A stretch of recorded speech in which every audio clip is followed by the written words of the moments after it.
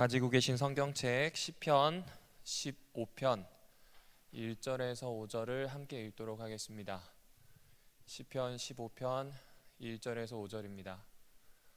어떤 의미에서 설교보다 더 중요할 수 있는 시간이 봉독 시간입니다. 주시는 말씀을 함께 받들어 읽는 그런 귀한 마음가짐으로 같이 읽었으면 좋겠습니다. 시편 15편 1에서 5절입니다. 준비되셨으면 천천히 같이 읽도록 하겠습니다. 시작. 여호와여, 주의 장막에 머무를 자 누구 오며 주의 성산에 사는 자 누구 오니이까?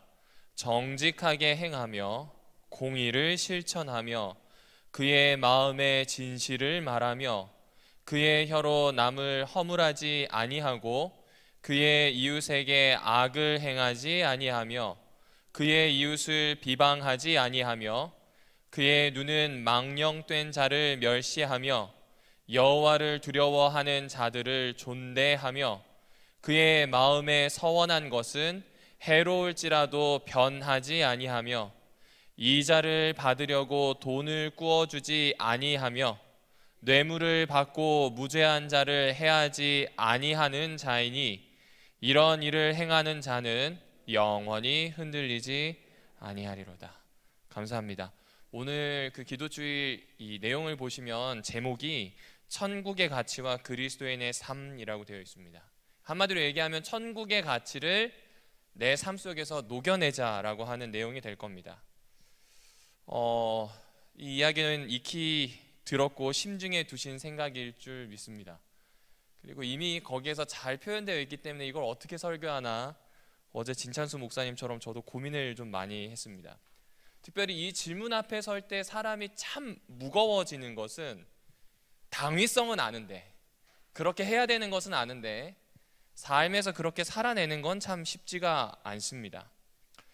왜냐하면 이 세상에서 하나님 나라 그 가치를 가지고 사는 것이 꽤 버거운 일이기 때문에 그렇습니다. 그럼에도 불구하고 이 영감의 글에서는 다음과 같은 분명한 또 내용을 제시하고 있습니다. 진리를 받아들였으나 거룩하게 하는 진리의 능력을 자신의 품성으로 세상에 드러낼 수 없다면 우리는 세상에 죄 없이 하는 분이신 예수 그리스도를 부인하는 것이라고 표현합니다. 그러니까 예수 그리스도의 가치관을 가지고 살아내지 못한다면 어떤 의미에서 예수를 부인함이란 얘기입니다. 그런데 그거보다 더 앞서 방점을 찍고 싶은 내용은 뭐냐면 진리를 받아들였다는 사실이에요. 그러니까 천국의 가치를 내 삶으로 가져와서 살아내지 못하는 건 문제가 있어요. 아직 가져오지 못했다면 그렇게 큰 문제가 아니에요. 그런데 그걸 가지고 왔는데 살아내지 못한다면 이것은 좀 문제가 있다, 이런 겁니다. 그러니까 반대로 생각해 보면요, 분명한 명령인 만큼 분명하게 우리를 도우신다는 이야기가 여기에 포함되어 있는 겁니다. 그러면 오늘 짧은 시간 동안 우리가 함께 이 내용을 좀 생각해 볼 필요가 있습니다. 그리스도인으로 살아내기 위해서는 도대체 어떤 삶을 살아야 하는가? 우리가 가진 천국의 가치, 하나님 나라의 가치를 구체적으로 내 삶에서 어떻게 구현할 수 있을까? 오늘자 기도주일 본문, 그 본문에 해당하는 이 성경 말씀인 시편 15편을 통해서 한번 찾아보려고 합니다. 먼저 보시는 것처럼 시편 15편에 있는 말씀은요, 질문과 대답이라고 하는 형식으로 된 시입니다. 물어요. 여호와의 성산에 누가 살아요? 그리고 여호와의 전에 누가 머물 수 있어요? 라고 묻습니다. 그랬더니 2절부터 5절까지 쭉 대답하고 있습니다. 이 시는 특별히 성전으로 올라갈 때 읊었던 의식시이기도 합니다. 성전 의식을 기억하거나 아니면 성전에 있는 어떤 특정한 요소를 상기하도록 만들어진 시예요. 그래서 올라가는 사람이 1절을 이야기하면 문을 지키고 있던 문직이나 제사장이 2에서 5절을 읊어주었던 겁니다. 그렇게 생각해 보면 이 질문은 참 중요한 거예요. 누가 하나님 앞에 설까요? 누가 하나님이 지금 계시는 그 현존 앞에 설 수 있는가? 라고 하는 그 질문 말입니다. 그리고 이 질문을 받게 된다면 아마 생각을 하죠. 나 여기서 예배 드릴 수 있나? 예배 드리기에 합당한 사람인가? 생각을 하게 됩니다. 멋쩍은 웃음을 지을 수도 있고 감사할 수도 있고요, 걱정이 될 수도 있습니다. 그리고 분명히 이렇게 스스로를 점검하는 일은 오늘날뿐만 아니라 그 당시 시편 15편이 쓰여지는 그때도 중요했습니다. 자, 그렇다고 한다면 이것이 그렇게 중요한가를 한번 생각해 봐야 합니다. 가지고 계신 성경책 역대하 23장 19절에 보면 이런 말씀이 있습니다. 제가 조금 빨리 읽겠습니다. 또 문지기를 여호와의 전 여러 문에 두어 무슨 일에든지 부정한 모든 자는 들어오지 못하게 하고 라는 표현이 나와요. 문지기를 두었대요. 성전에 통하는 모든 문에 뭘 두었다고요? 문지기를 두었어요. 그래서 부정한 사람은 들어가요, 못 들어가요? 우리 교회에 문지기 있습니까, 없습니까? 없어요. 뭐 문지기를 대신할 수 있는 팻말은 있습니다. 제발 문제를 일으키실 그 종교단체는 들어오지 말아달라는 팻말은 있습니다. 하지만 교회로 오는 사람을 막는 문지기는 없어요. 당신이 정결한가 부정한가라고 묻는 문지기 있어요, 없어요? 없어요. 하지만 이 시절에는 있었다는 이야기를 하는 겁니다. 그만큼 자기 자신을 점검하는 게 중요하다고요? 중요하지 않다고요? 중요하다는 이야기를 합니다. 그도 그럴 것이요, 우리는 지금 여호와 하나님이 어디에든 편재하신다, 어디에든 계신다라는 생각을 가지고 있습니다. 물론 이스라엘 백성도 가졌지만 이스라엘 백성이 가지고 있는 가장 밑에 있는 생각은 우리 여호와 하나님은 거룩한 성산인 시온, 곧 예루살렘의 성전 그곳에만 계신다. 왜냐하면 하나님은 그곳을 지목하셨다. 지목하셔서 그곳에서 다스리시고 그곳에서 모든 명령을 시작하신다. 따라서 하나님을 뵈려면 어디로 가야 돼요? 예루살렘. 그 예루살렘 안에서도 시온이라고 부르는 거룩한 산으로 가야 되는 겁니다. 그럼 이 거룩한 곳에 가서 영원히 살 수 있나요? 아니요, 그럴 수 없어요. 우리는 잠깐 머물 뿐이에요. 그렇게 보면 우리는 여호와 하나님의 전을 찾는 손님일 뿐입니다. 머물 수가 없어요. 오늘 여기서 사용하는 머물다, 살다, 구르라든지 샤칸이라고 하는 이 동사는 영원히 머물다, 내가 그곳에 집으로 쓰다라는 동사가 아니에요. 잠시 갔다가 오는 거예요. 그만큼 여호와 하나님의 거룩한 산 시온은 이들에게 의미가 컸습니다. 굉장히 중요한 곳이에요. 그래서 이들에게 있어서 자신을 점검하는 건 너무나 중요한 일입니다. 그러면 다시 한번 1절을 보실까요? 그런 마음을 가지고 1절을 보면요, 조금 마음에 걸리는 단어가 있어요. 주의 장막입니다. 다시요, 주의 뭐라고요? 장막입니다. 이쁘게 표현된 거예요. 천막입니다. 텐트예요. 텐트는 그렇게 아름답지가 않습니다. 아마 지금 지어져 있는 성전, 이 다윗의 시라고 불리는데 이 시편 15편이 기록될 당시에 있을 솔로몬 성전, 어쩌면 번듯하게 세워진 그 건물이 더 아름다웠을지 모릅니다. 근데 그거 이야기하지 않고 천막을 얘기해요. 이스라엘 백성들에게 천막은 추억의 대상이지만 힘듦의 상징이기도 했습니다. 광야에서 정말 죽도록 고생했습니다. 텐트 치고 또 걷고, 텐트 치고 또 걷고, 그 척박한 땅을 그렇게 다녔어요. 그러니까 어떤 의미에서는 주의 성막 혹은 주의 장막, 텐트 이 얘기를 할 필요 없이 성전이라고 하면 가장 깔끔합니다.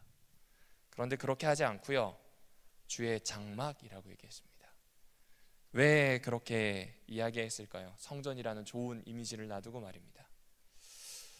아마도 그 마음을 어느 정도 공감할 수 있는 것이 무엇이 있을까라는 생각을 해보다가 우리나라 시인인 이 김수우 시인의 천막이라는 시를 보았습니다. 산문시인데 1에서 3년까지 읽으니까 조금 이해가 돼요.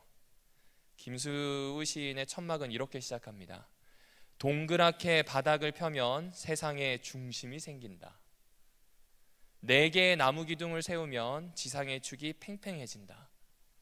지붕을 펼쳐 얹으면 천막은 아침 신전이 된다. 어떤 마음인지 좀 와닿으시나요? 자세하게 좀 더 설명드릴게요. 성전은요, 갖춰진 곳입니다. 어떤 곳이라고요? 갖춰진 곳이에요. 문지기도 있고요, 제사장은 멋진 옷을 입고 있습니다. 딱 봐도 저 사람은 거룩하게 구별됐어요. 의례도 아주 치밀하게 짜여져 있습니다. 의식 하나, 제사 하나 허터짐이 없어요. 규칙적이고 질서 있습니다. 거기에다가요, 이 안에서 이루어지는 모든 일들이 복잡한 위계에 따라 움직입니다. 알고 계시는 것처럼 여인의 뜰, 이방인의 뜰, 유대인을 위한 장소 다 구별되어 있습니다. 제사장이 있을 곳, 레위인이 있을 곳 다 구별되었어요. 성전에서 일하는 여성 한 명이 어디에서 거하고 어디에서 무슨 일을 해야 될지 아주 복잡한 위계 구조가 있었습니다. 잘 갖추어져 있어요. 그런데 이스라엘 백성이 추억할 수 있는 여호와 하나님을 어떻게 만날 수 있는가, 어떻게 하면 여호와 하나님을 대면할 수 있는가라는 질문에서는 그거 사용하지 않습니다. 종교적 형식만큼 더 중요한 무엇인가가 있다는 거예요. 그거는 종교적인 진실이에요. 그 종교적인 진실은 여호와 하나님 전을 찾는 사람 누구나 다 하나님을 만날 수 있다는 겁니다. 그 사실이 앞선다는 거예요. 잘 준비되어서 문지기가 관리하는 곳, 부정한 것은 들어갈 수 없는 곳, 예, 맞습니다. 하나님의 현존은 거룩합니다. 그럼에도 불구하고 여호와 하나님을 만날 수 있는 곳은 어디인가? 장막을 생각하라는 거예요. 누구든지 찾아가서 여호와 하나님을 뵐 수 있었던 그곳 말입니다. 함께 천막을 치고 그 한가운데 성전이 있었던 그때를 기억하라는 거예요. 이스라엘 저 끝에서 여기까지 와도 걸어서 채 30분이 걸리지 않는 그 거리 말입니다. 요새도 베두인들은 그렇게 산대요. 저도 어디에서 읽었는데 베두인들은 사막에 있다가 돌무더기 앞에 모인답니다. 그 돌무더기 앞에 모여서 뭐 하는지 아십니까? 동그랗게 빙 둘러서 자신들이 섬기는 신에게 기도해요. 그리고 거기를 뭐라고 부르냐면 거룩한 땅 성소라고 불러요. 물론 우리와 신앙은 달라요. 하지만 생각해 볼 수 있는 지점은 거기에요. 우리가 가지고 있는 삶의 신앙은 여호와 하나님을 만남, 무엇이 잘 갖추어진 형식이 아니라 여호와 하나님을 만남이라고 하는 겁니다. 그래서 질문부터 그렇게 시작하는 거예요. 도대체 여호와 하나님을 만나는 사람 누군가요? 거룩한 산에 거주할 수 있는 사람 누군가요? 라고 묻는 겁니다. 그런데 이게 우리 마음에 더 와닿는 이유는요, 이 시가 누가 얘기했는지, 누가 듣는지 안 적혀 있어요. 말하는 화자도 듣는 청자도 누구인지 구체적으로 얘기하지 않았습니다. 이 말은 오늘날을 살아가는 저와 여러분의 이야기가 충분히 될 수 있다는 겁니다. 그렇다면 우린 첫 번째 실마리가 풀립니다. 정말로 충성된 그리스도인의 삶, 정말로 참다운 그리스도인의 삶을 사는 것, 여호와 하나님의 임재 앞에 사는 것은 우리는 어떤 것이냐면 우리를 질문 앞에 세우는 거예요. 과연 나는 여호와 하나님의 현존 앞에 설 수 있는가? 성산에 머무를 수 있는가? 나는 과연 우리 하나님이 계시는 그곳에 살 수 있는가라는 질문을 하는 겁니다. 어떠하십니까? 이 질문을 심중에 품고 계십니까? 되뇌이고 계십니까? 나의 삶의 가장 큰 부분을 차지하고 있는 가정과 직장, 내가 만나는 만남들 위해 이 질문을 하고 계십니까? 곰곰이 생각해 보니까 어쩌면 저와 비슷하지 않으실까 하는 생각도 해봅니다. 잘 생각해 보면 당연히 목사이고요, 당연히 집사이고요, 당연히 장로이고 당연히 그리스도인입니다. 그러다 보면 여호와 하나님 앞에 설 자가 누군가가 아니라 그냥 의례적으로 여기 옵니다. 그리고 의례적으로 신앙할 수 있습니다. 나쁘다는 게 아니에요. 이 질문 앞에 설 때 참다운 그리스도인, 충성스러운 삶을 사는 그리스도인의 첫 걸음이 시작된다는 말씀을 드리고 싶었던 겁니다. 시편 기자는 오늘 그 이야기를 우리에게 들려주는 거예요. 따라서 이 기도주의를 보내실 때 내가 과연 여호와 하나님 앞에 서는 자인가, 머무는 자인가, 이 질문을 꼭 속으로 되뇌어 보셨으면 좋겠습니다. 목사님 그렇게 얘기해도 저는 부족해서 체면치레 하실 필요 없습니다. 그리고 괜히 낮추실 필요 없어요. 서로 다 알아요. 서로 다 알아요. 서로 다 압니다. 그 이야기가 중요한 게 아니에요. 지금 중요한 것은 만날 수 있도록 질문하고 계시는 분이 있다는 내용입니다. 이 사실을 잊지 않아 주셨으면 좋겠습니다. 그렇다면 이 질문에 대한 맞는 대답, 여호와와 함께 거하는 사람은 도대체 어떤 사람일까요? 어떤 사람이 여호와의 성산에 거하는 사람이겠습니까? 사실 제가 오늘 이 본문인 이 시편 15편을 보면서 좀 찾아봤습니다. 이런 질문을 한 또 다른 사람들이 있을까 찾아보니까 이 미가서가 좀 눈에 들어왔습니다. 지금 미가서 6장 6절을 좀 같이 펼쳐보시겠습니다. 미가서 6장 6절입니다.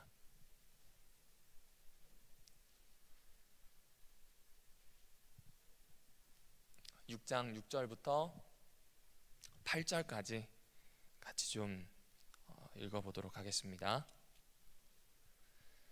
시작. 내가 무엇을 가지고 여호와 앞에 나아가며 높으신 하나님께 경배할까? 내가 번제물로 일련된 송아지를 가지고 그 앞에 나아갈까? 여호와께서 천천의 숫양이나 만만의 강물 같은 기름을 기뻐하실까? 내 허물을 위하여 내 맏아들을, 내 영혼의 죄로 말미암아 내 몸의 열매를 드릴까? 사람아, 주께서 선한 것이 무엇임을 너에게 보이셨나니 여호와께서 내게 구하시는 것은 오직 정의를 행하며 인자를 사랑하며 겸손하게 내 하나님과 함께 행하는 것이 아니냐. 감사합니다. 과연 하나님과 함께하는 사람이 누구인가? 이 질문을 하고 있는 또 다른 사람, 미가를 소개해드렸습니다. 그런데 그의 대답은 어떤가요? 한마디로 표현하면 일상에서 정의롭게 사는 것, 그것이 하나님과 함께하는 것이라고 표현합니다. 우리가 잘 알고 있는 것처럼 신약에 나타나는 하나님을 임마누엘, 특별히 예수님을 임마누엘이라고 합니다. 하나님이 우리와 함께 하세요. 하나님이 우리와 함께 하시기 때문에 그 사실을 믿습니다. 하나님이 우리와 함께 하실 것을 기대하고 살아갑니다. 그런데 도대체 하나님과 함께 하는 것이 무엇인가? 라는 질문을 했을 때 의외로 답은 신약에 있지 않고 구약에 있었어요. 하나님과 함께 하는 건 무엇이에요? 일상에서 정의를 행하는 겁니다. 다시 시편 15편으로 돌아와 볼까요? 시편 15편 2절부터 천천히 다시 읽어드리겠습니다. 정직하게 행하며 공의를 실천하며 그의 마음에 진실을 말하며, 그리고 5절입니다. 이렇게 행하는 자는 영원히 흔들리지 않을 것이다 라고 설명을 합니다. 누구예요? 여호와와 함께하는 사람이에요. 누가 도대체 여호와와 함께하는 사람입니까? 도대체 여호와와 함께한다는 것이 무엇입니까? 그것은 정의를 행하는 일상이 뒷받침되는 신앙입니다. 아모스서 5장 22절에는 이런 이야기가 나옵니다. 만약 하나님을 믿는다고 하는 삶은 어떤 삶일까? 그것은 예배와 제사가 아닐까? 최선을 다해서 예배를 드려야 하는 게 아닐까라고 할 때 아모스서 5장 22절에선 이렇게 이야기해요. 너희가 번제, 소제 이것 드릴지라도 내가 받지 않는다고 말씀하셔요. 너희의 살찐 화목제를 내가 돌아보지 않겠다고 이야기합니다. 그 이유가 아모스서 5장 11절부터 13절에 나옵니다. 너희가 힘없는 자를 짓밟고 그에게서 부당한 세금을 거두었은즉 너희가 비록 다듬은 돌로 집을 건축하였으나 거기 거주하지 못할 것이요. 왜요? 나라가 망할 거니까요. 아름다운 포도원을 가꾸었으나 그 포도주를 마시지 못할 것이며, 12절 너희의 허물이 많고 죄악이 무거움을 내가 아노라. 너희는 의인을 학대하며 뇌물을 받고 성문에서 가난한 자를 억울하게 하는 자로다. 13절 그러므로 이런 때에 지혜자가 잠잠하나니 이는 악한 때임이니라. 왜 하나님이 제사를 안 받으세요? 왜 하나님이 성전에 들어오는 것을 기뻐하지 않으세요? 일상에서 정의가 무너져서요. 예레미야서에서는 그걸 더 이야기합니다. 예레미야서 7장 4절에 보면 이렇게 이야기합니다. 너희는 이것이 여호와의 성전이다, 이것이 여호와의 성전이다, 이것이 여호와의 성전이다 라고 이야기하지 말라고요. 음행하였고 남을 착취하였고 괴롭혔고 그래놓고 와서 여기에서 성전이란 이야기 하지 말라는 겁니다. 마치 도둑이 자신이 한 도둑질을 가장 안전하게 즐길 수 있는 소굴처럼 이 성전을 사용하지 말라는 이야기를 하고 있어요. 그러니까 정말 충실한 그리스도인의 삶, 참다운 그리스도인의 삶은요, 일상이 뒷받침돼야 됩니다. 삶으로 고백해야 된다는 건 단순히 보여줘야 한다는 게 아니에요. 예수를 믿는 사람은 삶 자체가 예배여야 하고 예배가 삶으로 가는 그 고리 안에서 살아낸다는 이야기입니다. 그리고 이 사실을 무겁게 받아들이고 살아가야 함을 이 이야기 해주고 있는 겁니다. 바로 그 사람이 여호와의 거룩한 산에 오를 수 있는 사람, 그분의 장막에 들어갈 수 있는 사람이라고 이야기합니다. 어쩌면 한국교회 역사에서 정의, 공의 이 이야기는 많이 나오지 않았던 이야기입니다. 사랑의 하나님이시고 은혜의 하나님이시란 이야기를 많이 해요. 그런데 그거 아시나요? 신약에 사용하는 은혜라고 하는 단어는 그 당시 사람들에게 있어서는 필연적으로 되갚아야 하는 의무가 있었던 단어이기도 했습니다. 다 그렇다는 건 아니에요. 그러나 누군가에게 생명을 비쳤을 때에는 필연적으로 갚아야 했던 단어가 헬라어로 은혜였다고 합니다. 그럼 무엇인가요? 우리에게 은혜를 주신 하나님에 필연적으로 충성을 다해야 하는 거예요. 우리가 가지고 있는 삶에서 일상을 새롭게 하고 정의롭게 하지 않는다면 우리의 신앙은 말짱황이라는 이야기입니다. 연말 기도주일이기에 우리는 이 사실 앞에 설 수 있는 겁니다. 저는 거울을 보지 않으면 저를 볼 수가 없어요. 제 두 눈은 360도를 보거나 저수수를 보도록 되어 있지 않습니다. 제 눈은 앞을 보도록 되어 있습니다. 그래서 제 모습을 볼 수가 없어요. 제가 제 모습을 확인하려면 거울 앞에 서야 합니다.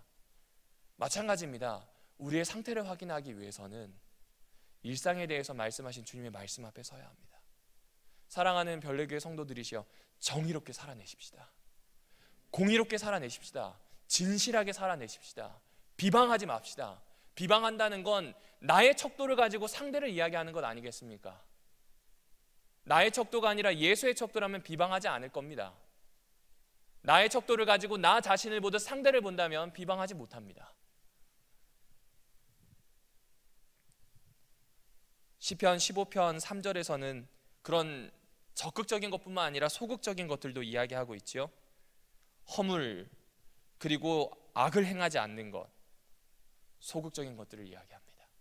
하지 말아야 되는 건 안 하면 됩니다. 그리고 안 하기를 주의해야 합니다. 의외로 자기 자신을 돌아보지 못할 때 하지 말아야 할 것을 할 때가 참 많이 있습니다. 그렇다 보면 자연스럽게 삶은 무너지게 됩니다. 마틴 부버라고 하는 유대인 철학자는 이런 얘기를 했습니다. 모든 삶은 만남이다. 소극적으로 하지 말아야 할 것을 하지 않는 것, 적극적으로 해야 할 것을 하는 것, 그래서 아름다운 만남과 관계를 만들어가는 것이 어쩌면 인간에게 참된 삶이라고 이야기하는 것 같아요. 여호와 하나님 앞에 설 때 하지 않아야 할 것과 해야 할 것, 그것이 내 일상에서 하지 말아야 할 것과 해야 할 것으로 실천하는 것, 이것이 우리에게 주어져 있는 숙제이자 어쩌면 귀한 축복이지 않을까 하는 생각을 하게 됩니다. 사랑하는 별내교회 성도들이시여, 우리 참으로 이렇게 살아냈으면 좋겠습니다. 더 구체적으로 얘기합니다. 돈 빌려주고 이자 받지 말래요. 그리고 재판을 하면서 뇌물 받지 말랍니다. 왜 그럴까요? 부당한 이익은요, 자기 자신에게 있어서 최악입니다. 죄에 대한 저항력을 떨어뜨려요. 그리고 또 이야기하는 것이 있습니다. 약속을 지켰다면 나에게 혹 해가 손해가 있을지라도 꼭 지키랍니다. 왜 그럴까요? 내적인 힘의 근원이 됩니다. 어쩌면 욕망에 휘둘리는 사람은 약속을 어기고 부당한 이익을 취할지 모르지만, 내적인 힘이 있는 사람은 서약을 지켜내고 살아내고자 할 겁니다. 우리에게 그러한 자세와 그러한 기준을 가지기를 성경은 요청하고 있습니다. 이처럼 참된 그리스도인의 삶, 설득력 있는 신앙은 어떤 큰 일을 해야 되는 게 아니에요. 여러 사람에게 복음을 전하는 것 중요할 수 있습니다. 사실 중요하기도 합니다. 예배 시간에 잘 나오는 것 중요합니다. 그런데 나에게 있어서 여호와 하나님 앞에 선다고 하였을 때 가장 중요한 건 일상을 주의 뜻대로 살아내는 겁니다. 참된 삶이란 부단히 버려야 할 것을 버리고 든든히 붙드는 것을 붙들어내는 통일에 있지 않을까 하는 생각을 합니다. 어쩌면 시편은 이런 삶에 대해서 이야기하는 것 같아요. 시편 1편을 기억하시지요? 복 있는 사람은 악인의 길을 쫓지 않는다, 죄인의 길에 서지 않는다, 오만한 자의 자리에 앉지 않는다는 금지, 소극적인 일로 시작을 합니다. 그리고 2절에서는 오직 여호와의 율법을 즐거워하고 묵상하며 살아낸다는 이야기로 나눕니다. 3절, 그러한 사람은 시냇가에 심겨진 나무가 흔들리지 않고 자라나듯 생명력 있다고 이야기합니다. 오늘 시편 15편도 같은 이야기를 합니다. 이런 일을 행하는 자는 영원히 흔들리지 않는답니다. 살펴보았습니다. 거울 앞에 섰습니다. 이제는 기도할 시간입니다. 그리고 기도한 그 기도 말대로 살아내기를 결심해야 하는 시간입니다. 그리고 이 자리를 떠나신다면, 새로운 한 해를 맞으신다면, 그 은혜의 시간 안에 들어가신다면 이렇게 살아보지 않으시겠습니까? 참다운 신앙인으로, 설득력 있는 삶으로, 사람들 앞에, 하나님 앞에, 무엇보다 나 스스로 앞에 부끄럼 없이 설 수 있는 그런 신앙인으로 한번 살아내기를 결심해보지 않으시겠습니까? 그 귀한 결심이 오늘 저와 여러분, 그리고 우리의 시간을 주도해 가기를 주님의 이름으로 축원합니다.